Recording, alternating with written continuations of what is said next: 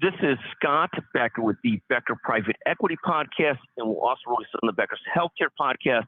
We're thrilled today to visit with a brilliant business leader and a terrific person. We're joined today by Dan Michelson, who's had a tremendous business career. He's recently written a book called Holy Shift about the movement of how people work in leadership in business today. And also, he's founded a new company called, I believe, InCommon. He's going to tell us about that. Dan, we're really going to focus today on thoughts around leadership, and you've done a tremendous job of being a leader and watching other leaders. We'll talk about three thoughts of yours around leadership, but before we do so, tell us a little bit about the book and about the new company, the new business. Yeah, well, let me take a step back first, because people are probably wondering, why is this guy on a healthcare podcast? So a little background first. So I've been in healthcare for over 3 decades. In the last decade, I was the CEO of a company called Strata. So some of you know the name, but for those of you who aren't familiar, you can think of it this way. In the same way that Epic has really become the standard on the clinical side of healthcare, Strata became that standard on the financial side of healthcare. So to put some numbers to that, over half of U.S. healthcare runs on Strata, about 400 hospitals, about 2,000 hospitals, actually, 400 health systems for financial planning, analytics, performance management, and it's about 80% of the large healthcare delivery systems in the country. So very similar from a market share perspective to Epic. But I was leading the company for about 10 years. It was time for me to make a transition, find a new challenge. So a great team, it was a great run, but it was time for me to try something new. And the single biggest issue at the time, Scott, that I was experiencing, and quite frankly, everyone was feeling at the same time, was the big shift that was happening in terms of the workplace. For so many people, work in the workplace has become more transactional, transitional. That sense of pride and purpose and connection and community were no longer present in the same way. And my entire career really is about building high growth, high performing companies based on really having a strong culture, not only within the company, but also with our customers. So in the press, you're hearing this kind of negative narrative about how to bring people back to work. And the problem I really want to solve is how to bring people forward. And the answer to that is really bringing them back together. So like in the healthcare space, providers have been feeling this more than any single group. The last 3 years have been a tremendous amount of pressure. So I did a step back and I said, okay, well, there's 2 things that need to be addressed here. One is the mindset. How do we think differently about these problems? And that's the book. It's called Holy Shift, Moving Your Company Forward to the Future Work. And it basically breaks down the problem into 3 parts. Well, one, you've got to, see the shift. You got to understand really the changes that have taken place. The second thing, and this is the most important thing in solving any problem, is shifting your mindset. And then in terms of the spirit of getting things done, the third part is really how to make shift happen. So that's the book I wrote. It's based on a ton of research and a ton of just contextual experience that I have and common sense. And it's essentially a playbook that anybody can use, whether you're in a hospital or whether you're in a technology company, an industrial setting, a company that's very large or very small. The same concepts still apply in terms of how we can create a much better experience for work than even the one we had pre-COVID or in the past. Well, thank you. And take a moment, Dan, as you've looked at leadership over the last 3 decades, talk a little bit about what do you view as key traits of leadership? What advice would you give to emerging leaders? Tell us a little bit about that. I was listening to a podcast about a year ago, and I've been a leadership junkie. I've just listened to way too many podcasts, watched way too many videos, and read way too many books, right? And I've just been obsessed about the topic for a long, long time.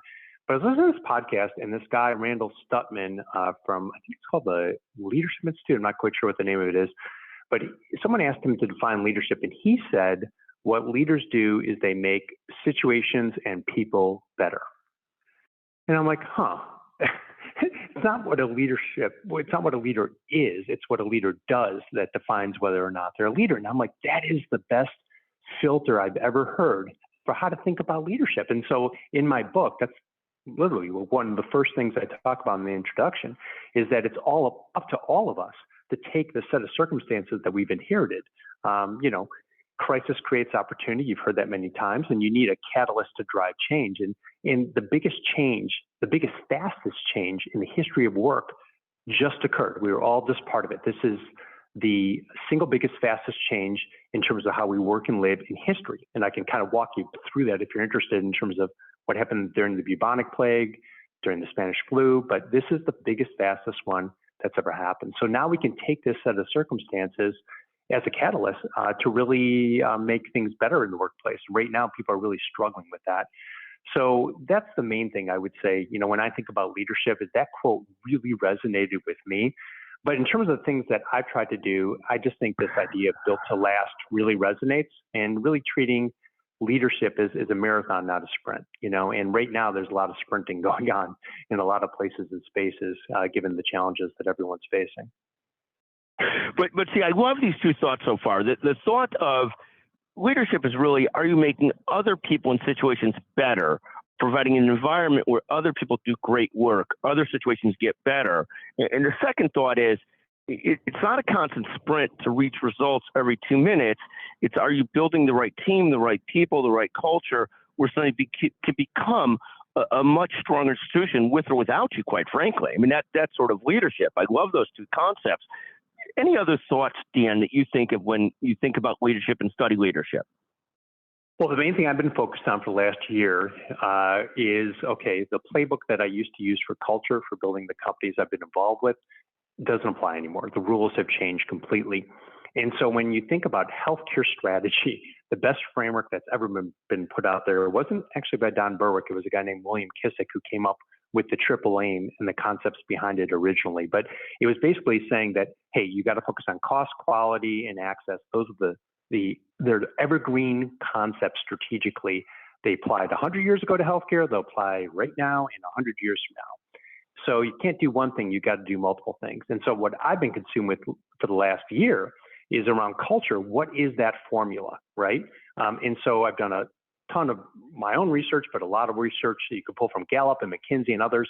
If you were to put it into a blender, Scott, and pour it out and say, what are the things that correlate with what CEOs and leaders care about the most when it comes to their company, their team, their culture? It's really three things. One is employee productivity. The second is engagement. The third one is retention. So are people productive? Do they want to be here? And are they working hard? And are they staying? And so it turns out there's four things, I call them core, it's an acronym, that correlate the most with those three things. Those are community, do I feel a sense of belonging? Opportunity, do I feel like I have a future? Relationships, do I have trusted or toxic relationships with the people I work with? And the last one is experiences. Am I getting tangible experiences that help me grow? So very simple concepts that can put a strategic framework, just like access, cost, and quality, can put a strategic framework in front of any board or leadership team that can help you drive that forward. And that's the company, you asked the company that I've created called InCommon.